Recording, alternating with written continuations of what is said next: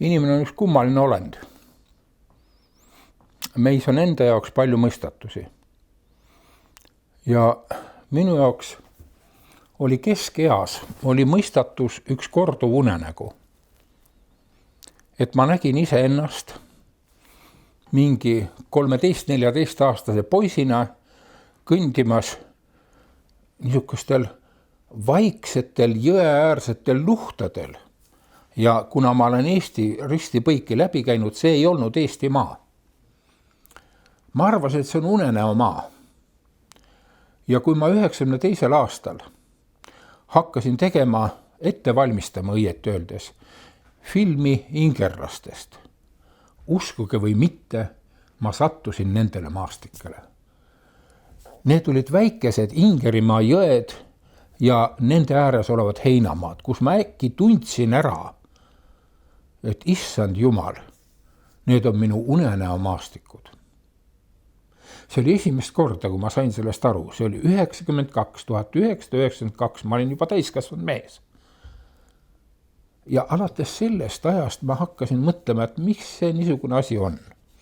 Et enamus Ingeri inimesi, keda ma tunnen, kes elavad Eestis, ei afišeeri seda, et nad on Ingeri soomlased. Ja siis ma juba tundes natuke ingeri rahva ajalugu ja oma sugulaste juttudest teadsin, et selle põhjus on hirm.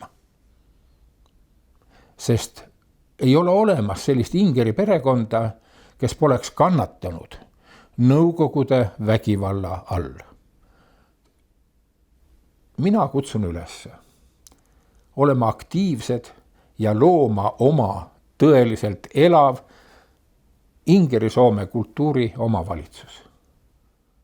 See annab teile meelerahu, vanematele inimestele see annab kokkukuuluvustunde ja noortele inimestele, kes võib-olla ei ole üldse osanud seda hinnata, ta annab uue sügavuse.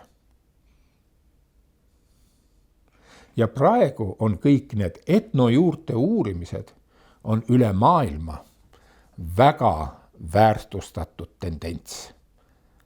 Nii et ma ütlen noortele, olgem moodsad, olgem ingeri soomlased. Eesti soomlane, palun pane ennast rahvusnimekirja selleks, et osaleda sügisel toimuvas kultuurinõukogu juhtorgani valimises, et sina saaksid seal osaleda ja mõjutada selle Eesti soomlasi ühendava organi tööd. Täpsema info jaoks vaata veebis www.eestisoomlane.ee